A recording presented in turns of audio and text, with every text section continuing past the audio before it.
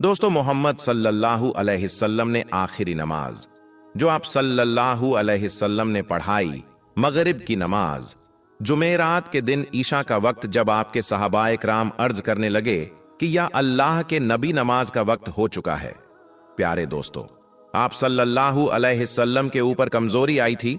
आपने गुस्ल किया, आपने उठने की कोशिश की, लेकिन बेहोश होके गिर गए।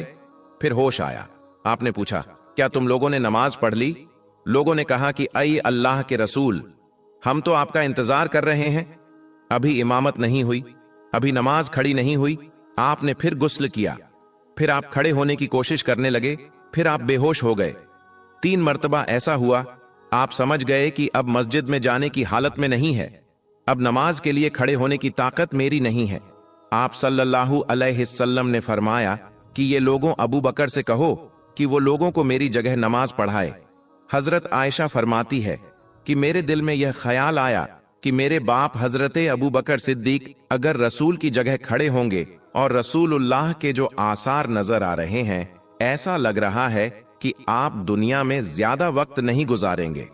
मुझे ऐसा महसूस हुआ कि मेरे वालिद रसूलुल्लाह की जगह मुसल्ले पर खड़े होंगे तो कल हो सकता है कि मेरे वालिद के बारे में अच्छा महसूस ना किया जाए।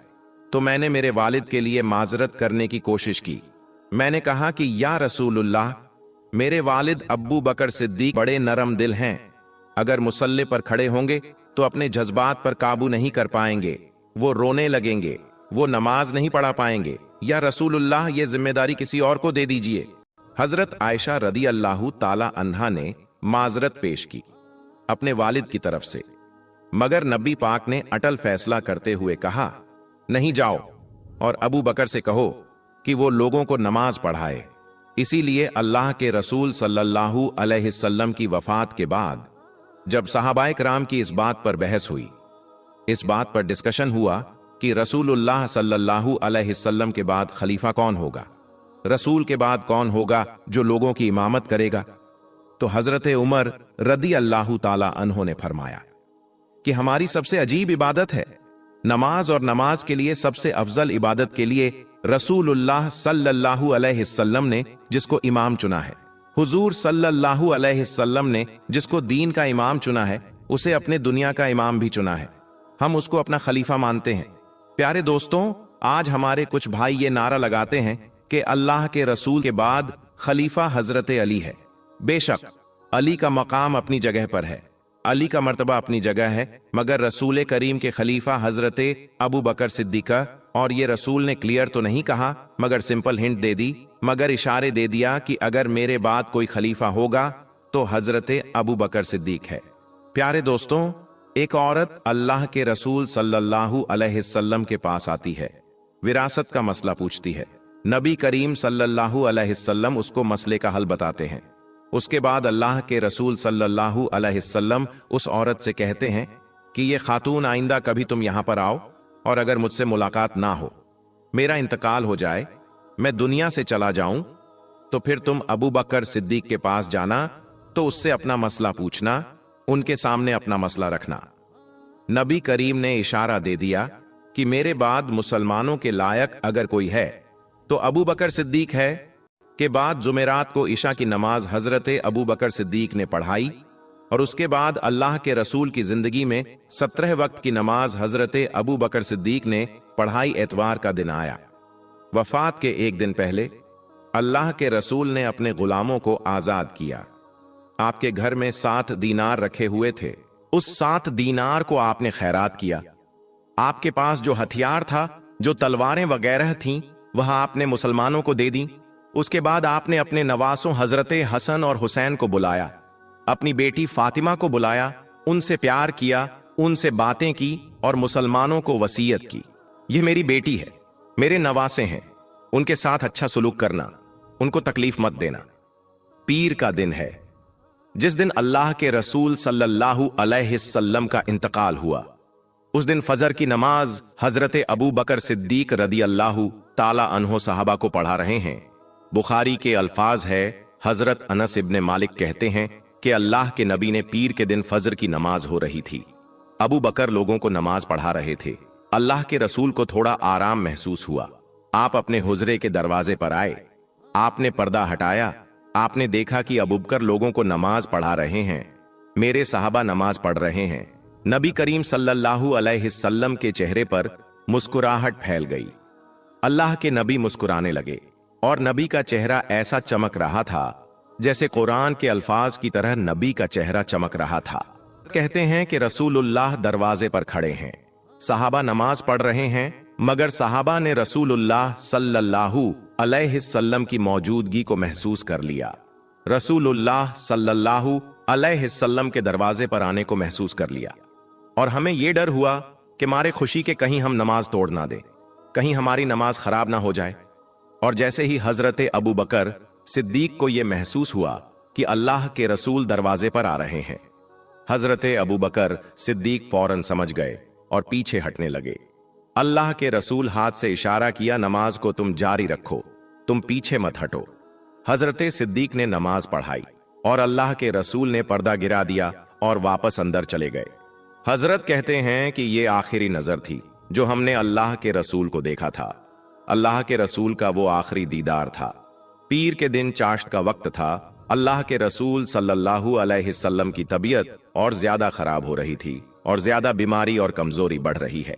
आप सल्लल्लाहु अलैहि वसल्लम हजरत आयशा रदी अल्लाह ताला अन्हा की गोद में सर रखकर लेटे हुए थे। इतने में हजरत अब्दुर्रहमान इब्ने अबू बकर आते हैं। वो मिसवाक कर रहे थे। अल्लाह के रसूल ने मिसवाक करते हुए देखा, आपको इतनी कमजोरी थी, बोल नहीं पा रहे थे।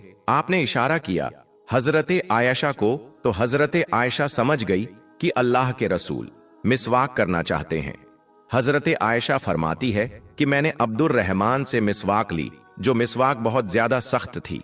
मैंने अपने दांतों से मिसवाक को नरम किया और अल्लाह के रसूल सल्लल्लाहु अलैहि वसल्लम ने उस मिसवाक को लेकर मिसवाक किया। हजरत आयशा फरमाती है कि इतना अच्छा किया जैसे आप सेहतमंद रहते हुए करते थे, उतनी ही बेहतरीन तरीके से आप किया। हजरत आयशा अपनी फजीलत बयान करते हुए ये कहती है कि अल्लाह के रसूल का इंतकाल पीर के दिन हुआ और मेरी बारी वाले दिन हुआ जिस दिन मेरी बारी थी। अल्लाह के रसूल हफ्ते में पीर के दिन मेरे घर में आते थे। रसूलुल्लाह का जब इंतकाल हुआ वो पीर का दिन था और जब रसूलुल्लाह का इंतकाल हुआ तो रसूलुल्लाह का सर मेरे पेट और हलक के बीच में था। रसूल करीम मेरे गोद में मेरे सीने पर सर रख कर लेटे हुए थे। आखिरी वक्त में मैंने मिसवाक को अपने दांतों से नरम किया था। उसमें मेरा लवाब और रसूलुल्लाह सल्लल्लाहु अलैहि वसल्लम का लवाब मिल गया था। ये अल्लाह के रसूल और हजरत आयशा की मोहब्बत थी। वफात के कुछ वक्त पहले आप सल्लल्लाहु अलैहि वसल्लम की बेटी हजरत फातिमा आपसे मिलने के लिए आई। वालिद की तकलीफ देखा और कहा कि हाय मेरे अब्बा जान। नबी करीब ने फरमाया कि जरा मेरे करीब आओ और उनके कान में चुपके से कोई बात कही तो हजरत फातिमा रोने लगी। फिर अल्लाह के रसूल फिर उनसे कहा कि मेरे थोड़ा और करीब आओ। फिर आपने कौन सी ऐसी बात कही कि हजरत फातिमा खुश हो गई। हजरत आयशा कहती है कि मैंने हजरत फातिमा से पूछा कि अल्लाह के रसूल ने कौन सी बात आपसे कही है कि एक मर्तबा कुछ कहा तो आप रोने लगी और दूसरी मर्तबा कुछ कहा तो आप खुश हो गई। तो हजरत फातिमा ने फरमाया कि अम्मी जान, ये मेरे और रसूलुल्लाह के दरमियां का राज है, मैं कुछ नहीं बता सकती। अल्लाह के रसूल का इंतकाल हो गया। आपकी वफात के बाद अम्मा आयशा ने हजरत फातिमा से पूछा कि बेटी अब बताओ, अब तो अल्लाह के रसूल दुनिया से चले गए, वह कौन सी बात थी, वह कौन सी राज की बात थी जो नबी करीम ने तुम्हारे कान में कही थी और तुम रोने लगे थे और फिर दोबारा कहा तो तुम हंसने लगी थी। तो हजरत फातिमा ने कहा, अम्मी जान, पहली मर्तबा रसूलुल्लाह सल्लल्लाहु ने मेरे कान में कहा था, ए मेरी बेटी, मेरे वफात का वक्त करीब आ चुका है, अब मैं तुमसे रुखसत होने वाला हूं, अब मैं तुमसे जुदा होने वाला हूं। यह सुनकर मैं रोने लगी। फिर नबी करीम मेरे कान में कहा कि आए फातिमा, सबसे पहले मेरे अहले बैत में, सबसे पहले मेरे घर वालों में, सबसे पहले मेरे खानदान में, सबसे पहले तुम मुझसे मिलोगी, सबसे पहले तुम मेरे पास आओगी। आपने हजरत फातिमा के कान में यह भी कहा कि ये फातिमा, क्या तुम उस पर राजी नहीं हो कि तुम तमाम जन्नती औरतों की सरदार होगी, तमाम मोमिन औरतों की सरदार होगी। नबी करीब सल्लल्लाहु अलैहि वसल्लम ने जब ये बात हजरत फातिमा को बयान की तो वो खुश हो गई और उनके चेहरे पर मुस्कुराहट आ गई। नबी करीब सल्लल्लाहु अलैहि वसल्लम के इंतकाल के 6 महीने के बाद हजरत फातिमा का इंतकाल हो गया। दोस्तों, आज की इस वीडियो में हम आपको अल्लाह के पैगंबर हजरत मोहम्मद मुस्तफ़ा सल्लल्लाहु अलैहि वसल्लम के बचपन का बकरियां चराने का बहुत ही खूबसूरत वाकया बताने वाले हैं, जिसको सुनकर आपका भी दिल खुश हो जाएगा। आज की वीडियो को आखिर तक जरूर देखें और अगर आपको अल्लाह के प्यारे नबी हजरत मोहम्मद मुस्तफ़ा सल्लल्लाहु अलैहि वसल्लम से सच्ची मोहब्बत है, यानी आप आशिक रसूल है, तो बस इस वीडियो को एक लाइक करके कमेंट में या रसूल अल्लाह जरूर लिखे। देखते हैं कितने आशिकें रसूल आज की इस वीडियो को देख रहे हैं। तो चलिए दोस्तों शुरू करते हैं। दोस्तों, हजरत हलीमा सादिया रजी अल्लाह ताला अन्हा, जिन्होंने अल्लाह के पैगंबर हजरत मोहम्मद मुस्तफ़ा का बचपन में परवरिश की, जो आपकी दाई मुबारिका भी है, यानी आपकी रजाई वालिदा रही है। हजरत हलीमा सादिया रजी अल्लाह ताला अन्हा फरमाती है कि जब से मोहम्मद मेरी जिंदगी में आया तो उनकी बरकत से मेरी तो जिंदगी ही बदल गई। आपकी बरकतें इतनी थीं कि जिनको देखकर हमने मोहम्मद का नाम ही बरकत वाला बच्चा रख दिया। हजरत हलीमा सादिया रज़ियल्लाहु ताला अन्हा फरमाती है कि एक बार हमारे यहां पर सूखा पड़ गया, सबके जानवर भूख से मरने लगे, मगर जिस तरफ हमारे बच्चे बकरियों को लेकर जाते तो हमारी बकरियां खूब खाकर वापस आती, यानी कि हमारी बकरियां अच्छी तरह से पेट भरकर वापस आती। ये देखकर सारे गांव वाले अपने बच्चों को डांट कर कहने लगे कि जिस तरफ हलीमा सादिया की बकरियां चरने जाती हैं, वहां पर तुम लोग क्यों नहीं जाते हो। उसके बाद में गांव वालों के दूसरे बच्चे भी अपनी अपनी बकरियां लेकर हलीमा सादिया की बकरियों के साथ ले जाने लगे। अब सब लोगों की बकरियां साथ साथ चरने लगी, यानी कि हलीमा की बकरियां और गांव वालों की बकरियां साथ में चरने लगी। मगर ये देखकर गांव वाले हैरान रह गए कि सबकी बकरियां साथ में चर रही है, लेकिन हलीमा की बकरियों का पेट तो भर रहा है और बाकी की बकरियां भूखी रह रही हैं। ये देखकर हलीमा सादिया कहती है, ये सब बरकत अमीना के लाल की है, ये सारी बरकतें इस मोहम्मद की है। और यही नहीं, हजरत हलीमा सादिया रजी अल्लाहु ताला अन्हा कहती है कि गांव में जब भी किसी की बकरी बीमार हो जाती तो गांव वाले उस बकरी को लेकर हमारे घर आते और मोहम्मद का नन्हा सा हाथ बीमार बकरी पर फेर देते तो वो बकरी फौरन ठीक हो जाती। और यही नहीं, अगर गांव में कोई बच्चा बीमार हो जाता तो उस बीमार बच्चे पर मोहम्मद का हाथ फेर देते तो वो बिल्कुल ठीक हो जाता।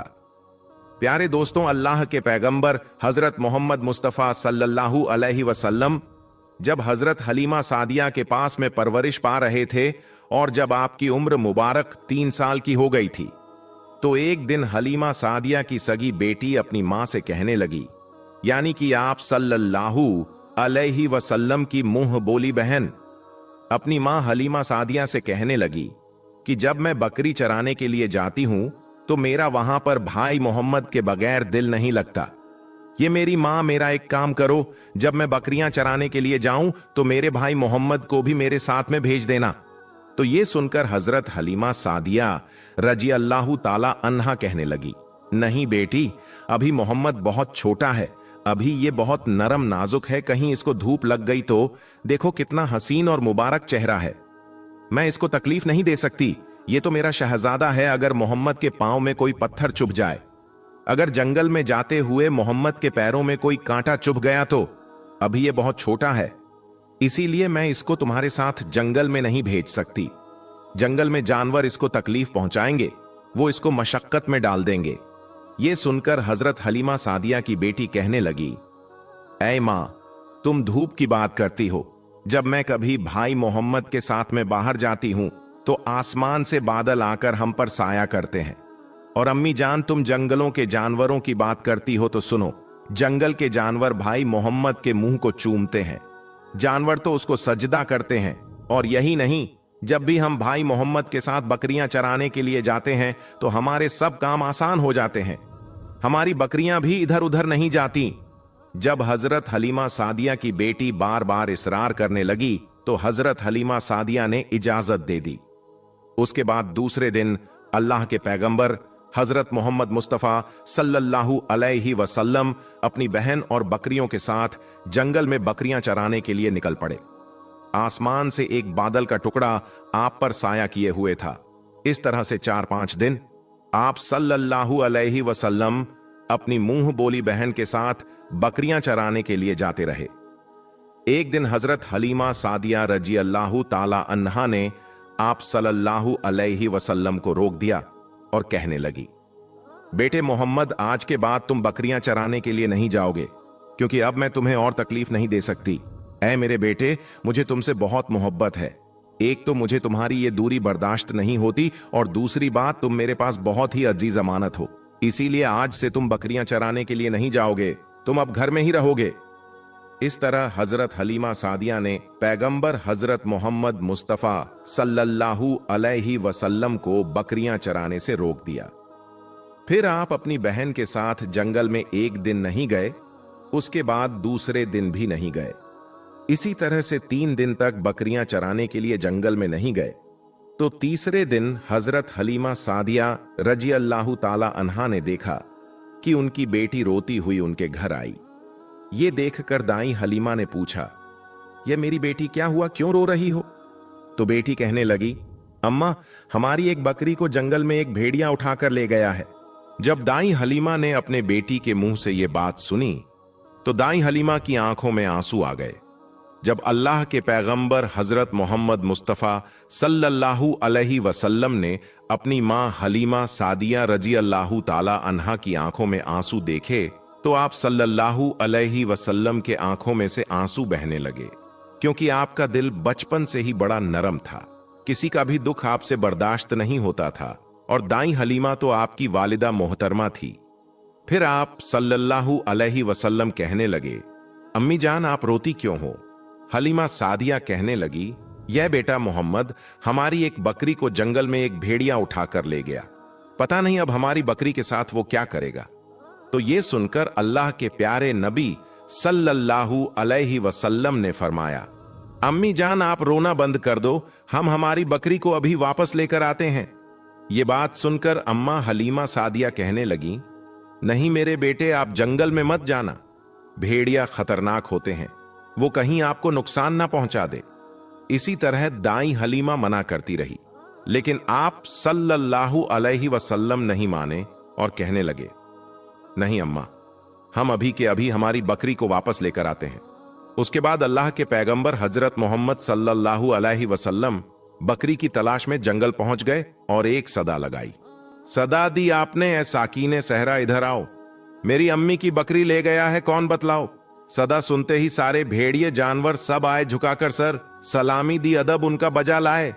ये जंगल के जानवरों, मेरी अम्मा हलीमा की बकरी वापस। बस आप सल्लल्लाहु अलैहि वसल्लम का इतना ही फरमाना था कि जंगल के तमाम जानवर बकरी को साथ लिए दौड़ते हुए आए और उनके कदमों में झुककर सलामी देने लगे।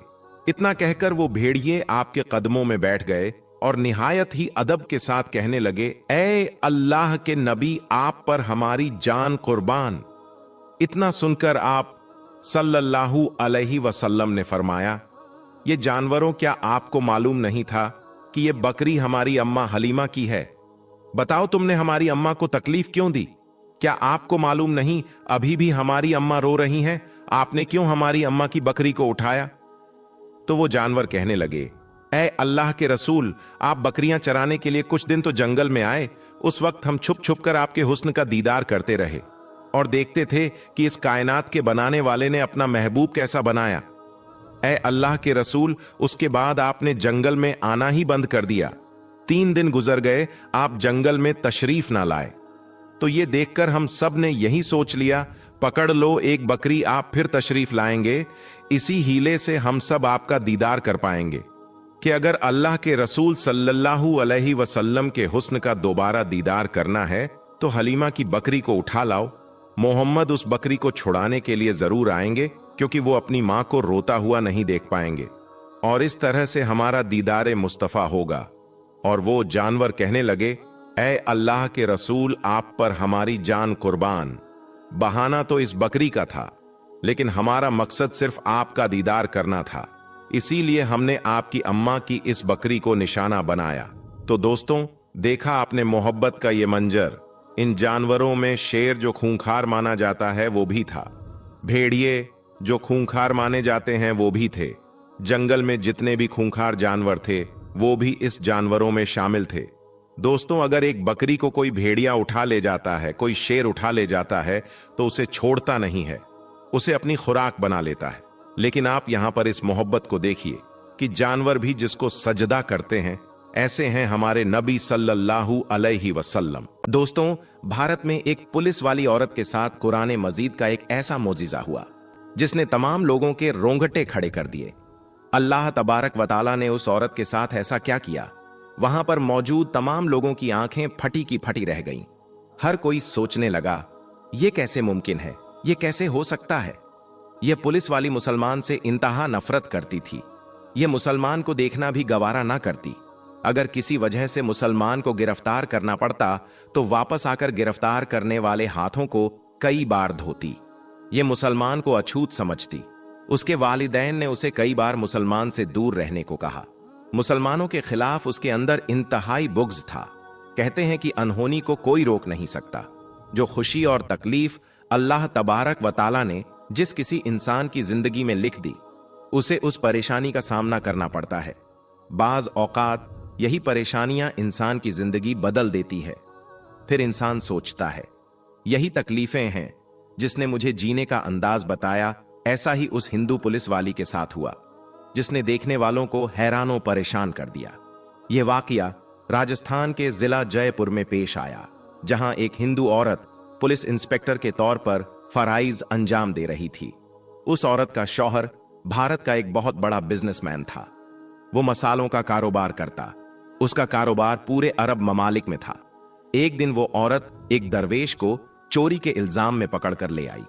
यह दरवेश इंतहाई नेक पाक दामन और अच्छे अखलाक का मलिक था। वह औरत दरवेश के अखलाक को देखकर इंतहाई मुतासिर हुई और दरवेश ने उस औरत को कुरान पाक का एक टुकड़ा दिया और औरत को कहने लगा कि अगर तुम्हें किसी भी बीमारी का सामना करना पड़े, इन अल्फाज को पढ़ना और पानी पर दम करके पिला देना। ये पुलिस वाली दरवेश की बातें सुनकर दिल ही दिल में उसे बुरा भला कहने लगी। औरत ने ना चाहते हुए भी उस टुकड़े को अलमारी में रख लिया। बाबा जी पुलिस स्टेशन चले गए। पुलिस वाली के दिल में ख्याल आया कि मैं इसको याद करके आजमाती हूं और देखती हूं दरवेश की बातों में किस हद तक सच्चाई है। लिहाजा पुलिस वाली ने नेट की मदद से उसे चंद दिनों में सीख लिया। एक दिन जब उसने तर्जुमा के साथ पढ़ा तो उसकी आंखों से आंसू जारी हो गए कि यह किस कदर उम्दा कलाम है जो दिलों को नरम कर देता है। उस औरत को यकीन हो गया कि यकीनन इस सूरत में कोई जादू है। एक दिन उसके छोटे बच्चे को खतरनाक जहरीले सांप ने काट लिया। अपने बच्चे की हालात को देखकर वह तड़पने लगी। उसे डॉक्टरों के पास ले जाया गया तो इन्होंने कहा कि जहर पूरे जिस्म में दाखिल हो चुका है, लिहाजा तुम्हारे बच्चे के बचने की कोई उम्मीद नहीं। हम तुम्हारे बच्चे के लिए कुछ भी नहीं कर सकते। तुम्हारा यह बच्चा कुछ घंटों का मेहमान है। मां का रो रो कर बुरा हाल था कि एक तरफ उसका शौहर जो बुतों से मदद मांग रहा था, उनके आगे गिड़गिड़ा कर रो रहा था। जब वो औरत इंतहाई परेशान थी तो उसे याद आया कि दरवेश ने कहा था इस सूरत को जिस मरीज के लिए पढ़ा जाए या पानी पर दम करके पिलाया जाए वो चंद सेकंड में ही ठीक हो जाएगा। उसने बताया था कि इस सूरत में हर बीमारी की शिफा है। दोस्तों, अल्लाह तबारक व तआला उस औरत को ईमान की तरफ लाना चाहता था। अल्लाह तबारक व तआला ने उसके दिल में इस्लाम की मोहब्बत मजीद पैदा करनी थी। जब उस औरत ने सूरत को पढ़कर उस जगह दम किया जहां पर सांप ने काटा था, दम करते ही उसका लड़का उठकर बैठ गया। वो ऐसे खड़ा हो गया जैसे किसी सांप ने काटा ही ना हो। अब उस औरत का शौहर यह मामला देखकर उसके पास दौड़ता हुआ आया और कहने लगा, डॉक्टर, हमारे बच्चे को ठीक ना कर सके। तुमने ऐसा क्या अमल किया कि यह बच्चा ठीक हो गया? उसने कहा कि कुछ भी नहीं, बस एक सूरत है जो हर बीमारी को ठीक कर देती है। वह सूरत मुझे याद थी। मैंने उसको पढ़कर बच्चे पर दम किया, उसका पानी पिलाया तो देखो हमारा बच्चा हमारी आंखों के सामने ठीक हो गया। अब उसका शौहर खुश होने की बजाय उससे नाराज हो गया। गुस्से की हालात में बुरा भला कहने लगा। इस आदमी को इस्लाम से नफरत थी। बीबी की बातें सुनकर उसे अपनी बीबी से नफरत हो गई। बीबी को कहने लगा कि अगर मैंने दोबारा तुम्हारे मुंह से यह सूरत सुनी तो मुझसे बुरा कोई नहीं होगा। इस सूरत का मोजिजा देखकर उस औरत के दिल की दुनिया ही बदल गई। फिर अल्लाह तबारक व तआला ने उसकी किस तरह मदद की, यह भी बड़ा ईमान अफरोज वाकया है। जब उसका शौहर परेशानी की वजह से चहलकदमी कर रहा था तो वही सांप आ गया जिसने उसके बच्चे को डसा था। यह बच्चा मां के यकीन की वजह से ठीक हो गया। अब अल्लाह तबारक व तआला ने सांप को हुक्म दिया कि उसने उस आदमी को भी काट लिया, जिसकी वजह से वह आदमी इस दुनिया से रुखसत हो गया। औरत ने पुलिस की नौकरी को खैर आबाद किया और शौहर के कारोबार को संभालने लगी। कारोबार का तजर्बा न होने की वजह से 1 साल के अंदर उस औरत का सारा कारोबार तबाह हो गया। औरत की फैक्ट्री और घर नीलम हो गया। नौबत फांकों तक आ पहुंची। वो औरत इंतहाई परेशान रहने लगी। औरत ने दिल में सोचा, मैं सूरह फतेहा की तिलावत करती हूं, हो सकता है मेरी तमाम परेशानियां खत्म हो जाएं और मेरे माल में भी बरकत हो जाए। अब उस औरत ने दिन रात उस सूरत की तिलावत करना शुरू कर दी। वो उठते बैठने उस सूरत की तिलावत करती। उसे उस सूरत पर यकीन था, उसके घर के हालात बदल जाएंगे। दोस्तों, जब कोई बंदा अल्लाह तबारक व तआला से उम्मीद लगाता है तो अल्लाह तबारक व तआला अपने बंदों की दुआओं को रद्द नहीं करता। अल्लाह तबारक व तआला अपने बंदों को मायूस नहीं करता, उन पर अपने खजानों के मुंह खोल देता है।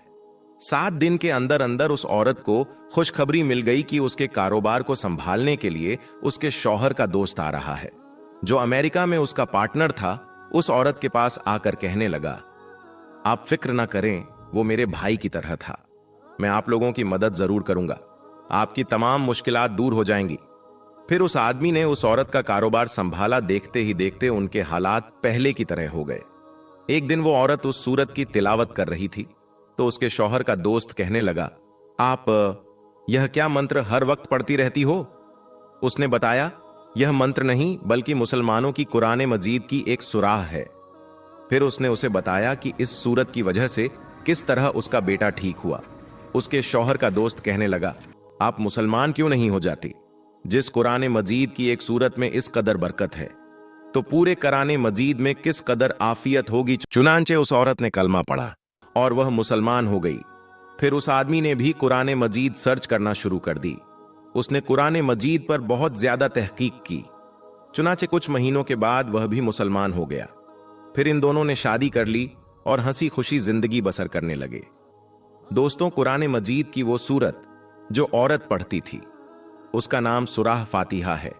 यह सूरह फातिहा की फजीलत है जिसकी वजह से उसकी जिंदगी बदल गई। दोस्तों, सूरह फातिहा की बेशुमार फजीलत है।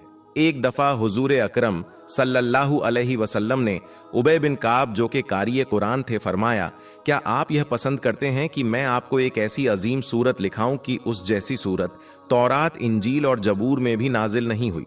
उबय बिन काब ने कहा, जी अल्लाह के रसूल, हमें सिखाए। आप सल्लल्लाहु अलैहि वसल्लम ने फरमाया, तुम नमाज में कैसे किरात करते हो? उबय बिन काब ने सूरतुल फातिहा की तिलावत शुरू की। आप सल्लल्लाहु अलैहि वसल्लम ने फरमाया, यही कुरान पाक की अजीम सूरत है। हुजूर अकरम सल्लल्लाहु वसल्लम ने फरमाया, अल्लाह तबारक व तआला फरमाता है, सूरह फातिहा मेरे और मेरे बंदे के दरमियान 2 हिस्सा में तकसीम की गई, निस्फ हिस्सा मेरे लिए और निस्फ हिस्सा मेरे बंदे के लिए। सूरह फातिहा का नमाज में पढ़ना शर्त है, इसके बगैर नमाज नहीं होती। इस सूरत का नाम सूरतु शिफा भी है। लिहाजा अगर बिच्छू या सांप वगैरह ने काट लिया तो सूरह फातिहा को पढ़कर उस जगह दम किया जाए तो अल्लाह तबारक व तआला फौरन शिफा दे देता है। इस बात का जिक्र हदीस में भी मिलता है।